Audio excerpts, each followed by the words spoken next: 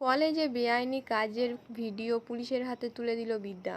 ধারাবাহিকের শুরুতেই দেখা যাচ্ছে রূপ সকলকে বলছে যে ঘটনাটা ঘটেছে সেটা নৈতিক দায়িত্ব। আর কলেজে যে ঘটনাটা ঘটেছে তখনই সৃঞ্জয় চিৎকার করে বলছে কোনো ঘটনা ঘটেনি। আর বিদ্যাকে বলছে তুমি আননেসেসারি এর মধ্যে নাকটা গলিও না, ঠিক আছে?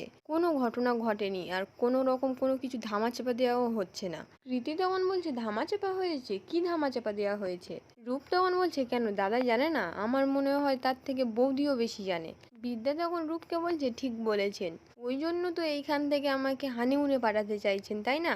ত্রিধা তখন বলছে হ্যাঁ আমি চাইছি তুমি হানিমুনে যাও, সংসার করো, মেলামেশা করো পরস্পরের সঙ্গে, তারপর তুমি কলেজের চাকরিটা ছেড়ে দাও। তোমাকে কলেজে দাঁড়িয়ে লেকচার দেওয়ার কোনো দরকার নেই। তুমি আমার ছেলের স্ত্রী হয়ে সংসার সামলাও। এ বাড়ির বউরা কেউ চাকরি করে না। বিদ্যা বলছে সেটা আপনাদের প্রবলেম, আমি নিজের পরিচয়ে বাঁচতে চাই। আমি চ্যাটার্জি বাড়ির পুত্রবধূ, এই সম্মানের থেকে সবচেয়ে বেশি খুশি হই যখন কেউ আমাকে প্রফেসর বিবি বলে, আর আমি সেই পরিচয়ে বাঁচতে চাই। বলেই ওখান থেকে চলে যাবে তখনই রাজদীপ বিদ্যাকে বলছে আমার মনে হয় তোমার শাশুড়ি মা ঠিক কথাই বলছেন। বিদ্যা তখন অবাক হয়ে বলছে আপনি এ কথা বলছেন? রাজদীপ বলছে হ্যাঁ বলছি, তাতে একটা পরিবারের অসম্মান হবে, একটা মেয়ের অসম্মান হবে। আমার মনে হয় যে তুমি কাশ্যপ ব্যানার্জির সম্বন্ধে কিচ্ছু জানো না। বিদ্যা বলছে হ্যাঁ আমি জানি না, কিন্তু ঠিক জেনে নেব, আর জানার জন্য আজ রাতটা খুব উপযুক্ত। রাজদীপ বলছে কি বলছো আমি বুঝতে পারছি না। বিদ্যা বলছে পরে বুঝিয়ে দেবো, বলে ওখান থেকে চলে যায়। তখনই কাশ্যপ ত্রিধাকে ফোন করে বলছে কাল ওরা হানিমুনে যাচ্ছে তো? ত্রিধা বলছে না। কাশ্যপ বলছে আমি জানতাম ও যাবে না, তবে আটকানোর দায়িত্বটা আপনাদের, না হলে ও ফাঁসবে, আপনার হাজবেন্ডও ফাঁসবে।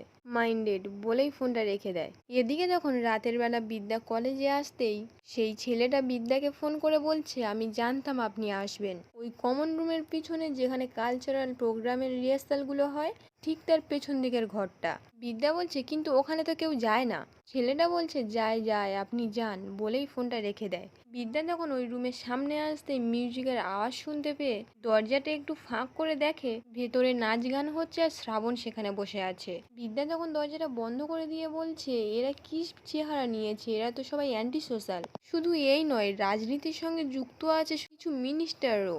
বলেই কারোর পায়ের আওয়াজ পেয়ে বিদ্যা ওখানে লুকিয়ে পড়ে আর দেখে রাজদীপ ওখান থেকে যায়। বিদ্যা তখন বলছে আমার শ্বশুর মশাই এখানে। এদিকে যখন রাজদীপ ওই রুমের ভিতরে ঢুকে যায়, বিদ্যা তখনই ওখানে এসে ফোনে ভিডিও করে নিয়ে বলছে এসব কি হচ্ছে কি?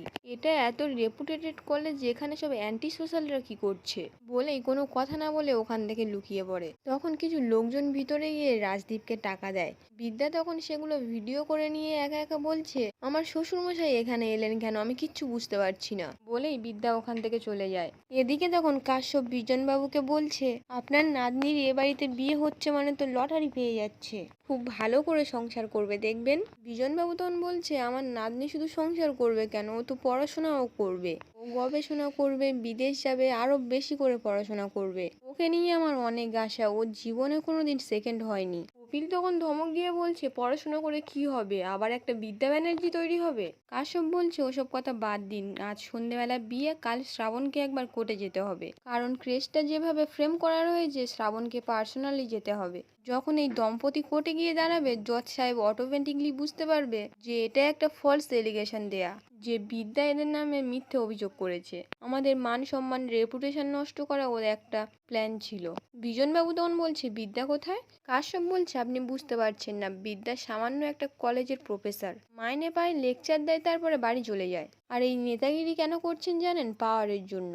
আপনি ওদেরকে চেনেন না, আমি বলে দিচ্ছি ও বিয়েতে আসবে না। তোরসা তখন বলছে আমার দৃঢ় বিশ্বাস ও আসবে বিয়েতে। এদিকে তখন রাজদীপ বিদ্যাকে বলছে আমার স্ত্রী নিজের লাগেজ গুছিয়ে দিয়েছে, তোমরা মধুচন্দ্রিমায় যাবে। বিদ্যা বলছে আপনি এ কথা বলছেন? ত্রিধা তখন বিদ্যাকে বলছে আশা করি তুমি তোমার শ্বশুর মশাইকে অবজ্ঞা করবেন না। শোনো তুমি না সময় নষ্ট করো না, 2 ঘন্টা আগে পৌঁছে যেও, না হলে কিন্তু ফ্লাইট মিস করবে। বিদ্যা তখন চিৎকার করে বলছে আমি কোথাও যাব না, আমি এখানেই থাকবো। সৃঞ্জয় তখন বলছে দেখেছো বাড়ির নতুন বউ, জিপ চলছে যেন ছুরি চালিয়েই যাচ্ছে।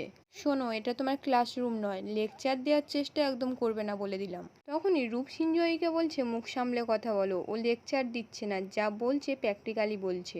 ও যদি যেতে না চায় তাহলে তোমরা জোর করছো কেন? শ্রীধা তখন বলছে 1 মিনিট রূপ, ও যেতে চাইছে কিনা চাইবে সেটাও ডিসাইড করবে ওর পরিবার, ওর স্বামী। রিত, তুমি কি যেতে চাইছো ওকে নিয়ে মধুচন্দ্রিমায়? রূপ বলছে, হ্যাঁ মা, আমি তো যেতেই চাইছি ওকে নিয়ে। ত্রিধা বলছে, তাহলে তুমি তোমার স্ত্রীকে বোঝাও। আজকের পর্বটি এখানেই শেষ হয়ে যায়। কেমন লাগলো কমেন্টে জানাতে ভুলবেন না।